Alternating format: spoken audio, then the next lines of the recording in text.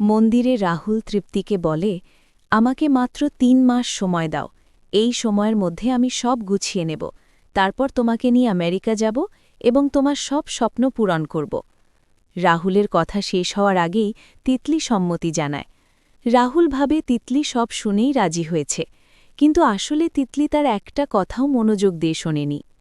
তিতলি মনে মনে অপেক্ষা করছিল বিয়ের আসরে রাহুল সেই বিশেষ কাগজটি দেখাবে আর তখনই রাহুলের হাতে সিঁদুর পড়বে।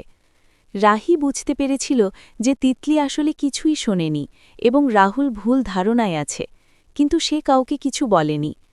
বিয়ের অনুষ্ঠান শুরু হয়।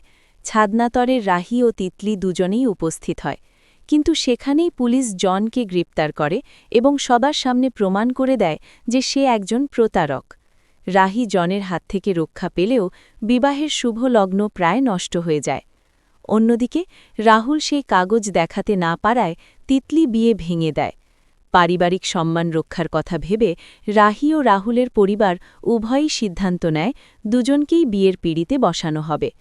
রাহুল ও রাহি কেউই প্রথমে রাজি ছিল না, কিন্তু পরিবারের কথা ভেবে শেষ পর্যন্ত মেনে নেয়। বিয়ের পিঁড়িতে বসে রাহুল চুপি চুপি রাহিকে বলে, রাহি, ৬ মাসের মধ্যে আমি তোমাকে এই সম্পর্ক থেকে মুক্তি দেব। এই মিথ্যে বন্ধন তোমাকে বহন করতে হবে না। রাহিও মনে মনে ভাবে, সত্যিই তো, এই বিয়ে কারোর ইচ্ছায় হচ্ছে না, তাই এই বোঝা বয়ে বেড়ানোর কোনো মানে নেই। বিয়ের পর রাহিকে চৌধুরী বাড়িতে নিয়ে আসা হয়।